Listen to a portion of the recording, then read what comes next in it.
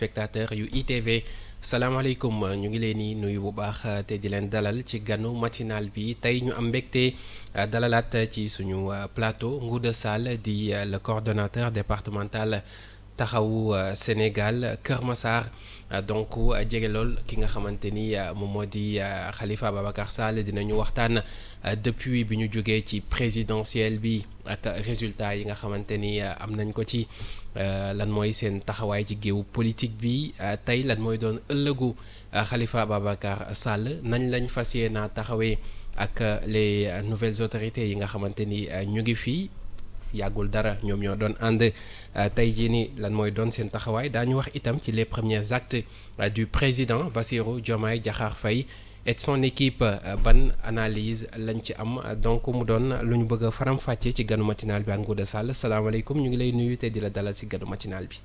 salaamaaleykum Mouhamed maa ngi lay nuyu di nuyu say auditeurs sur iRadio di nuyu aussi say téléspectateurs au niveau de ITV. donc am mbégte teewaat fi encore pour waxtaan ak askan bi. plaisir partagé mbégte la ñuy am saa su ne di la dalal président Khalifa Ababacar Sall depuis sa défaite ci présidentielle bi ñu génn devant le président Diomaye ak surtout score bi nga xamante ni moom la génnaale kenn dégg ko moom ci lu mu nekk. waaw Khalifa mi ngi fi donc demul fenn mi ngi fii Sénégal. Donc ñu ngi def liggéey d'évaluation il avait sorti benn lettre circulaire demandé à tous les responsables en tout cas tous les départements de faire l'évaluation de ces élections-là donc il y a une première donc réunion au niveau national qui s'est tenue avec donc les responsables régionaux, certains maires et certains députés. Mais nous préparons en tout cas au niveau de Taxawu Sénégal une réunion nationale pour faire l'évaluation complète de ces élections et sans complaisance et certainement qu'il y a des leçons à tirer ci résultat élection yi nga xamante ni am na donc ci présidentielle 2024. Il faut dire que le score était un peu décevant vu élan bi ngeen amoon et surtout Khalifa Ababacar Sall quoi. Oui, surtout que en tout cas le président Khalifa Ababacar Sall à mon humble avis ne méritait pas ce score-là. Pourquoi? Il faut le dire parce que nous avons eu une élection quand même qui à un certain moment a été biaisée parce que avec les reports annulation donc les décisions du Conseil constitutionnel finalement am na brouillage boo xamante ne amoon na quand même le président sortant Macky Sall def ko et puis aussi libérer quand même un candidat à l'élection présidentielle à presque 10 jours des élections ak effet bi muy def maa ngi doon discuter avec un ami qui fait partie de la coalition Diomaye qui me disait que ñoom en tout cas dans les prévisions au niveau des sondages bi Diomaye ak Sonko génne ñoom ci la ñu ba ak aussi le PDS fekk si lañ ci la ñu téye le premier tour mais avant les tendances étaient là tous les sondages quand même qui étaient donnés même s'ils nous donnaient pas victoire ne nous donnaient pas ce score là c'était un score disons à 2 chiffres mais le contexte étant aussi donc boo seetee président Khalifa Ababacar Sall aussi a été la cible quand même d'une campagne de désinformation de calomnie et Taxawu Sénégal on l'a accusé de tout en fait de traîtrise de en tout cas de tous les noms et boo seetee finalement ñi ko doon accusé parce que ce qui est sorti depuis la fin des élections au niveau de Benno Bokk Yaakaar li am mooy que aujourd'hui Macky Sall avec disons certains membres de la coalition Diomaye président ils se sont vus ils ont discuté et que am nañ accord yoo xam ne am nañ ko certains même parlent de deal du Cap mais fii laa toogoon wax ko ne ñun en tout cas nous ne sommes pas omnibulés par le pouvoir un grand homme politique sénégalais disait que je n'irai pas au palais en marchant sur des cadavres nous de Taxawu Sénégal dañ gëm benn doctrine jël pouvoir jaraluñu raconter des contre-vérités jël pouvoir jaraluñu manipuler jël pouvoir jaraluñu calomnier jël pouvoir jaraluñu aussi marcher sur des cadavres. Est-ce que loolu c'est une pierre dans le jardin de vos anciens amis, disons-le comme ça? Et chacun se reconnaîtra dans les actes qu'il aura posés.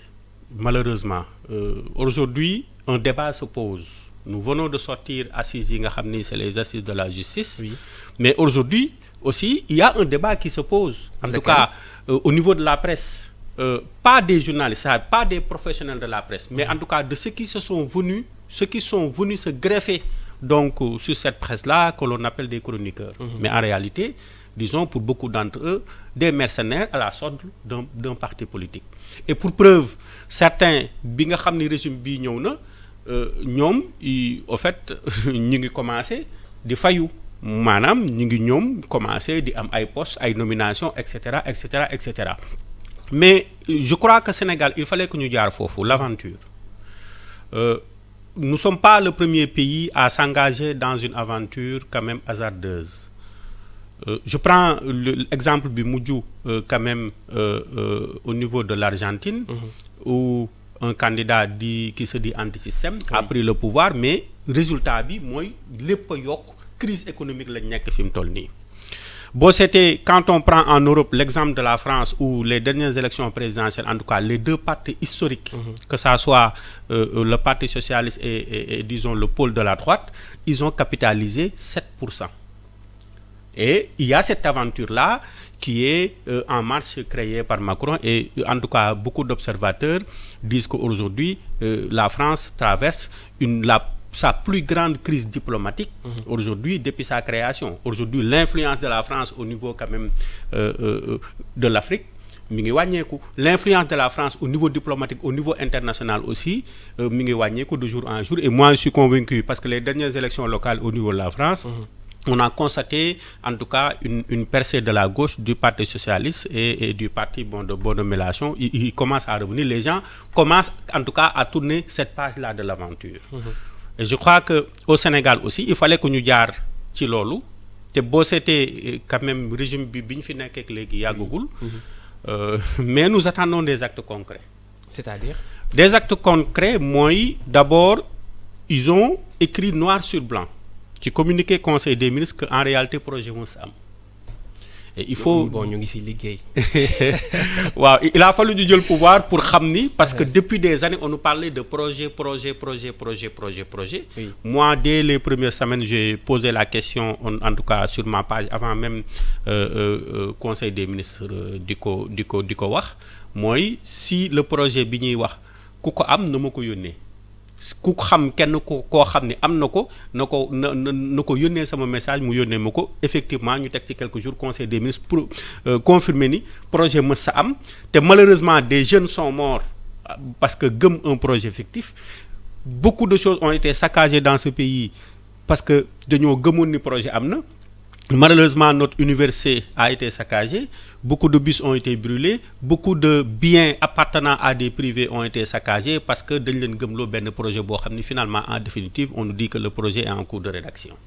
Mais au-delà de ça nous attendons des actes concrets bi ci njëkk mais le premier ministre Ousmane Sonko dafa yàgg a wax ni produit yoo xam ni dafay jaar port de Dakar mënul jógee Dakar dem ba Mali coûter moins cher au Mali qu'au Sénégal. Nous attendons quand même la diminution de ces denrées de première nécessité. Et je rappelle que Macky Sall en 2012 biñ ko falee avant même muy prêter serment mais il avait boobu rencontré le directeur de la Sonacos et il avait déjà diminué mais am na produit yoo xam ne certes dañ koy importer mais am na produit par exemple l'huile de la Sonacos mais Sénégal lañ koy defaree intrant bi Sénégal lañ ko bayee au fait nga poser sax benn acte ne en tout cas l'huile produit au niveau local man jël naa décision wàññi ko ci ceeb bi ak yeneen yi parce que moo gën a ñoŋal quand même sénégalais yu bari mooy ces denrées de première nécessité le sénégalais lambda la góorgóorlu en tout cas ñu fexe ba denrées yooyu ñu wàññi ko et puis on constate que aussi de cette perception là ñi nekk dans le secteur privé ñi nekk ci secteur informel bi ils te disent que l'argent ne circule plus. c'est-à-dire que dëkk bi amul xaalis un plan d'urgence pour wàññi yokkute dund bi je pense si je ne me trompe le 15 mai lañ ko waroon def mais un rendez-vous raté est-ce que ça veut dire que ni ba tey da nga jàpp ni dañu yéeg ci pouvoir bi ak des promesses yoo xamante ni mënuñu ko tenir. waaw un premier rendez-vous raté et espérons que quand même ce sera pas un quinquennat raté. Parce que ça c'est fort en tout cas sur les actes posés à ce jour oui. Là où yow ñu ngi lay xaar sur quand même le chômage des jeunes ñu jàppale secteur informel bi parce que Sénégal malheureusement avec un taux d'analphabétisme de plus de 50%, le secteur informel qui aujourd'hui donc regroupe plus de 60% en tout cas de cette population, surtout de ces jeunes-là, mais ñu jàppale leen loolu lañ doon xaar ñoom ñu posé ci ay actes forts. Mais les premiers actes yi ñu posé ñoom dafa mel ni foncier bi nga xamante ne tey moo leen créé. Parce que je dis parce que ñoom dañuy wax souvent ils parlent du système. Oui. Man dama jàpp ni Sénégal en tout cas boo seetee sur ces années-là yi nga xam ne moo fi mujj mais système bi nga xam ni en tout cas bépp homme politique buy aspirer diriger Sénégal suba war nga teg ay propositions yu claires. C'est ce que j'appelle par exemple le système des impôts et domaines. Ça d'abord les impôts. Te may quand même ñaawlu bi may ñëw laa yëg information que vos confrères de Avenir Communication bloqué nañ disons seeni compte bancaire mooy que par exemple yow soo ma contré maanaam dama lay def redressement fiscal wala ma bloqué disons bon say compte. Et puis beneen bi aussi gis nañu ay papiers yu génn parce que Ousmane Sonko defoon na déclaration de patrimoine en 2019 wax ni benn kër la am.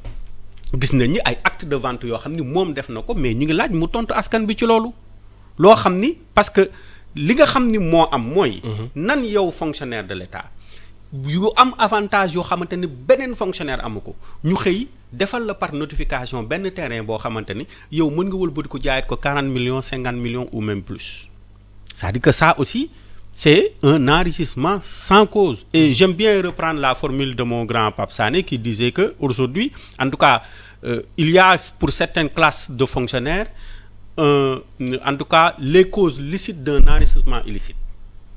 Moi que l'État bi dañu teg benn dispositif boo xamante ne un fonctionnaire mën nga xëy légalement nekk milliardaire.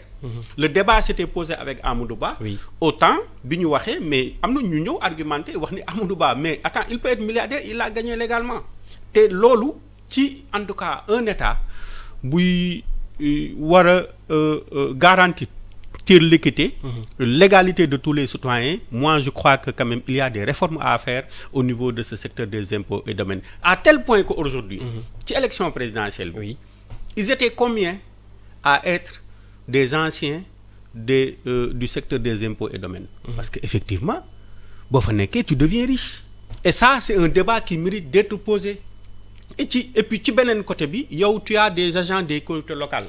Ousmane Sonko qui lui était un ancien syndicaliste.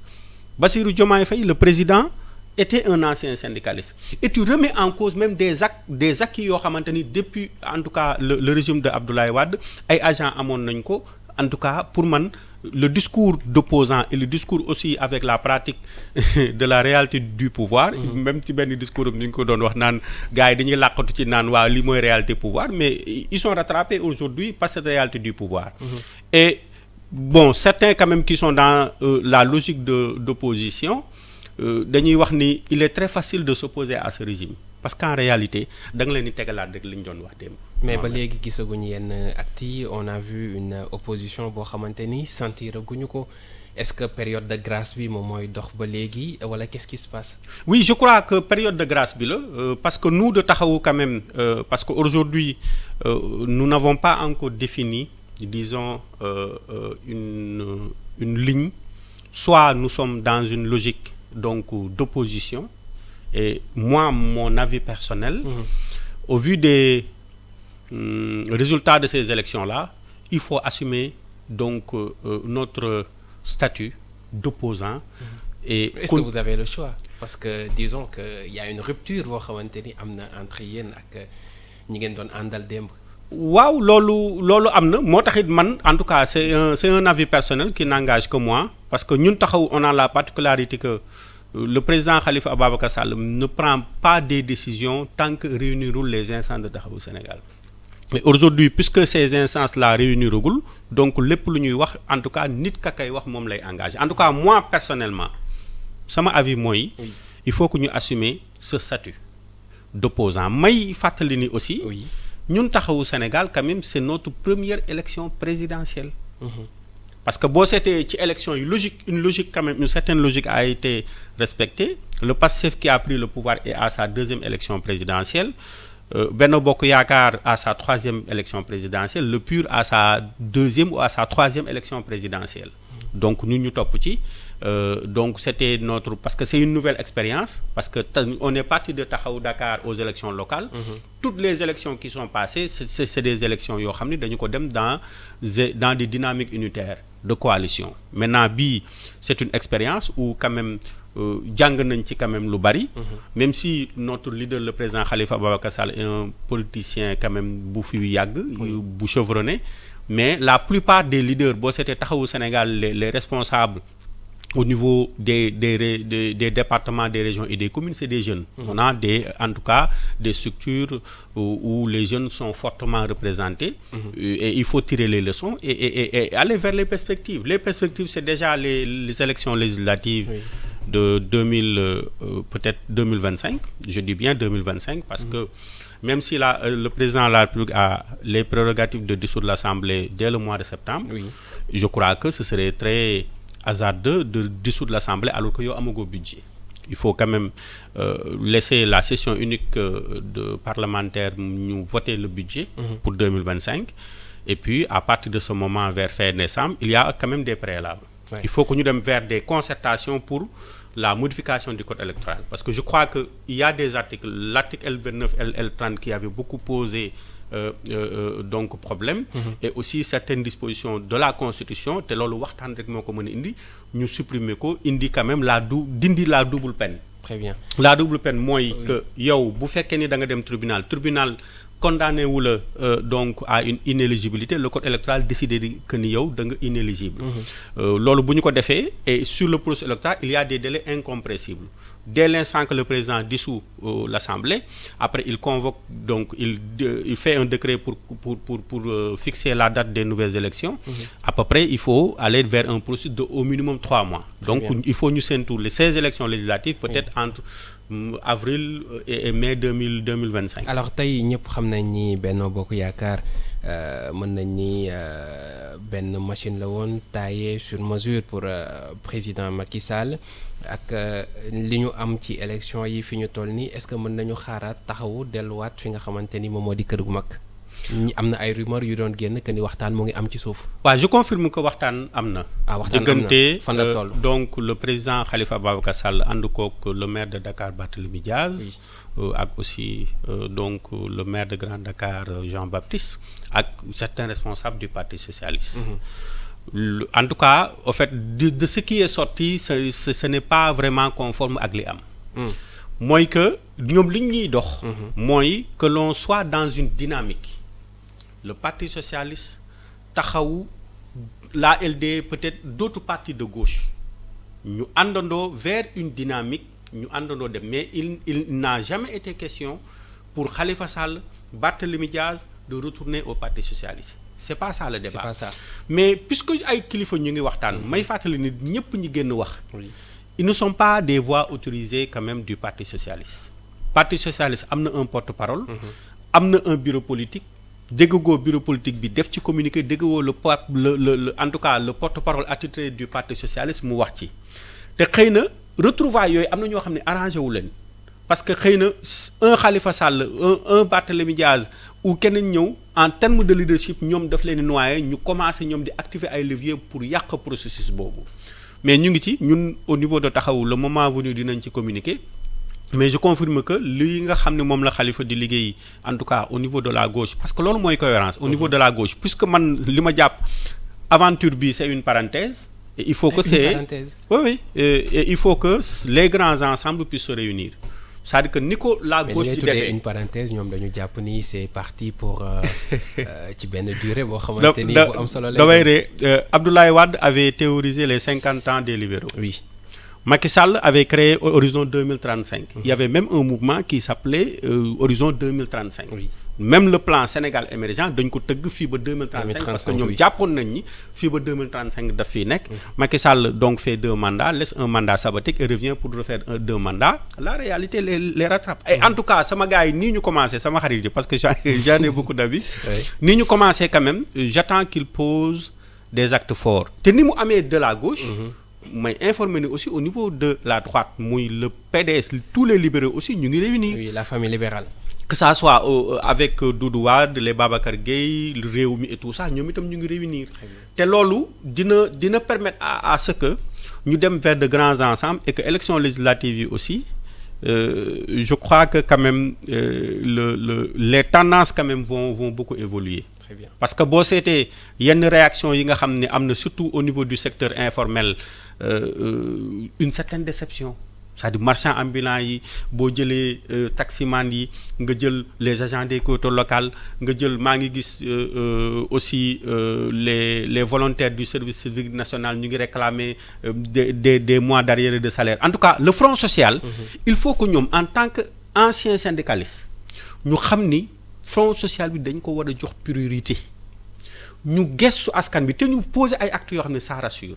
Parce que yow mënoo wax ni Sénégal réew mi dafa ndóol mais le président et le premier ministre dem dëkki hôtel c'est-à-dire du cohérence du benn argument bu valable boo mën a teg pour argumenter un premier ministre boo xam ne ak un président nekkuñu doxandéem biir Dakar am kër. bu ñu mën a identifier ñu mën a dem loger à l'hôtel même si après da ngay wax ni palais dafa nekk réflexion et ainsi de suite. nañu génn palais yi te ngeen tubaab bi na jeex.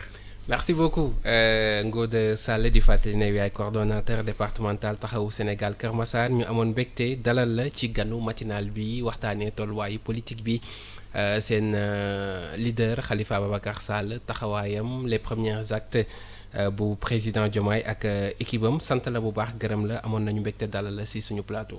jërëjëf Mohamed c'est toujours un plaisir de passer ci sa émission le temps passe vite ah. Oui, très vite. waaw donc mais merci et di leen jox quand même rendez-vous une prochaine fois c'est toujours un plaisir de revenir ici. Plaisir partagé merci Ngouda Sall jaajëfal Fatima Kandiaye moo féete woon ci xarale gi si kàddu gi Mohamed Kandji la woon jox leen rendez-vous ëllëg incha allah ak beneen invité très bonne journée à tous.